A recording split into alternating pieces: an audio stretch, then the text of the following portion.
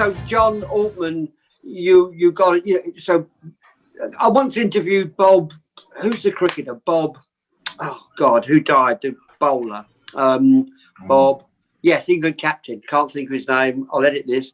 Willis. I once interviewed Bob the cat, Bevan. I once spent a day with Bob Willis. That's right. And Bob Willis. Bob Willis. I spent a day up at his house filming for the Beat. When he was alive, not after, when he was alive, and we spent a day filming for a series I was doing. And his middle name was Dylan, and he changed that by default because he was a Bob Dylan fan. And I actually said to him at the end of the interview, you're England cricket captain. What would you rather do? Would you rather be Bob Dylan, listen to music, or play cricket? He said, no contest. He said, music every time. So, you had this guy who was a huge figure in cricket who actually wanted to do something else. Yeah. So it's weird, isn't it? Because both you, John Altman, and Mike, you had alternative careers. So it's a balance, I suppose. Yeah. Yeah.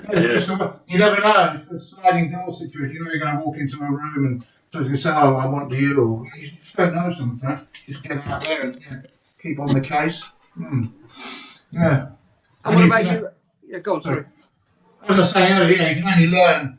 I probably learned a lot being on Eastenders as well. You see people if you look closely at early episodes, some of the acting, maybe some of the younger people wasn't as good as they were maybe 5 years later. And there's a big learning process there. I mean, you never did a soap, Mike, did you?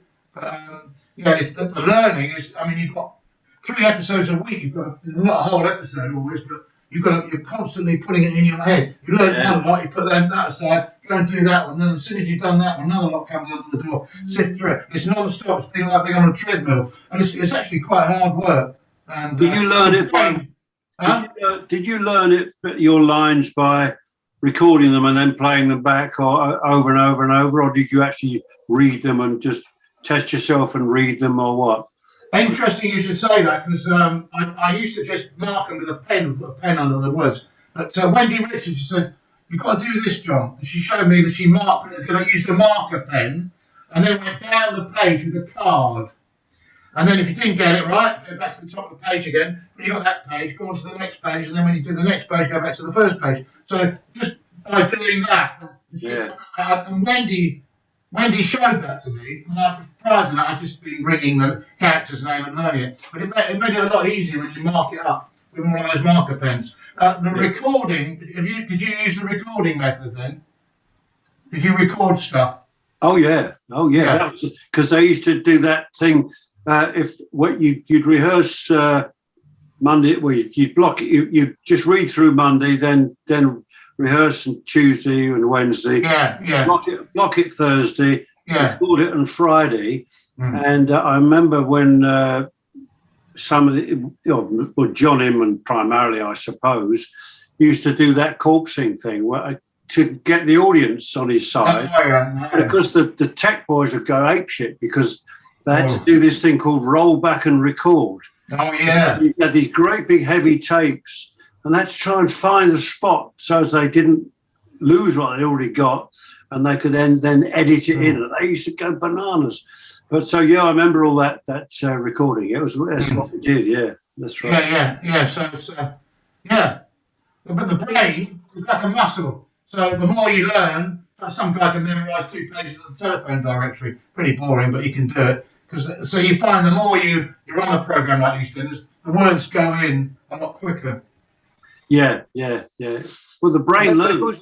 For a failed actor like myself mainly, but John, who's tried it, sounds like a nightmare, doesn't it, John? I mean, having to read other people's words and just learn it. I mean, and actually think before you open your mouth. It sounds hell.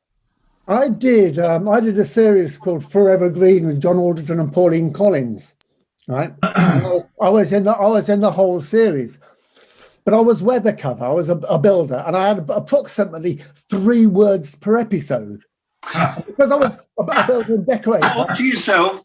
Easy money.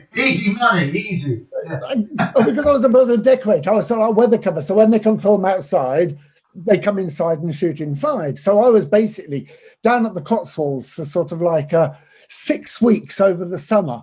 Right. And 1 week, my whole week's work was going, "Morning, Mrs. Bott." Yeah.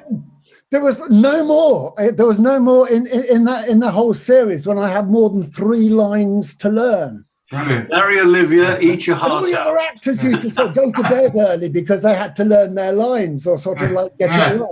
And I found I could do "Morning, Mrs. Bolt" and a hangover. I Really? think I had that on Eastenders when I returned. I'd appear right at the end of the episode, and the door of Dot's house would open, and I'd have a fag, and I'd go, "Hello, Mel." And then it'd be do. 2 words, I got a whole episode free. Get the fee for a whole episode. Wow. Easy money, yeah. Well, of course, after that, page after page after page, you know. But yeah, so yeah, nice one, John. Nice little break in the Cotswolds, yeah. Yeah, no, it's great. Paid holiday. One question for you. A mate of mine, Paul Bradley, who was Nigel on EastEnders. Oh, Paul, yeah, lovely man. I laughed with him, yeah. I remember him saying to me about EastEnders, he said, "I really remember the very first thing I shot because I realised that would probably be the character I would have to do for the next few years." Yeah. Did you think of the same thing when you did your first scene? Yeah, I did call him, and I was slightly worried as well because he's such a nasty bit of work. I saw an old clip somebody showed me the other night, and crikey, they wouldn't allow that on the TV screen these days. Some of the stuff Nick Cotton was coming out with. I won't repeat it here, but in private perhaps one day. But I mean, yeah, things have changed a lot. But yeah, I did slightly worry. He's a monster.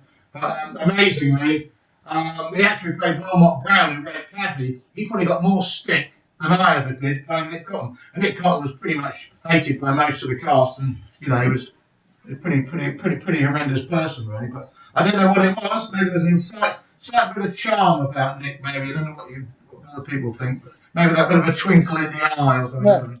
Yeah. They don't mind a bit of murder, but when it comes to rape, no. There you go. Hey, you just don't know what the reaction is going to be sometimes. No.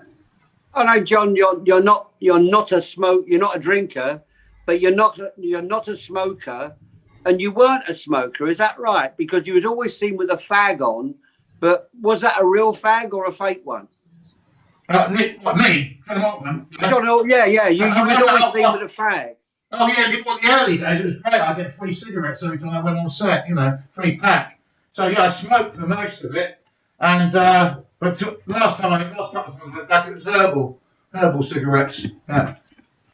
But there again, you see, I said when last time I went back, I said, "Oh, I think I'll have a cigarette in this scene." I talked to the props guys, you know, and they said, "Oh no, John, sorry, mate, you got to fill in a form, submit that to the office the week before you're shooting, to see if you can have a smoke on the screen." I can't be done with all that, you know, these days. All this stuff about. You know, like cutting things out of children's cartoons. And I saw a warning the other day in front of Lawrence of Arabia. This film may contain things that will upset people. It's part of the what they did at the time. And so do not be offended by Lawrence of Arabia. Classic Oscar-winning movie. That's you know, I won't go on. Yeah, that's right. You know, so that's just another example of what we call the woke world that we live in, isn't it? So, but they had that on Robin Hood as well. Robin Hood, did they? Or the original Robin Hood, starring Richard Green, plays on Talking Pictures. Now that is about as violent as Watch with Mother, and they still have the thing, as you say, a warning. Yeah. And the most that happens is that Richard Green hits someone with his fist. Oh. And that's about it. Yeah. Oh yeah, it's unbelievable, isn't it? It's just it really makes it, and what it does is it's like I think with Peter Pan, I think they call the indigenous American people Redskins. But you know, I mean, a kid's going to be watching that. He's not going to even question it, is he? He's going to accept it. So he's not going to say, "Why are they called that, Mummy?" They're not going to. I know that's the way. That's what American Indians were called when I was a little boy. You know, you watch the westerns, and since then, I think it's horrendous what happened to those people. But you know, to actually start tampering with children's cartoons and people smoking in Tom and Jerry, a cigar, cut out the cigar, you know. Yeah. Replace it with a pipe full of bubbles or something. I don't know. Anyway, I won't go on. You know what I'm talking about, lads. Yeah. It's all gone a bit weird, hasn't it?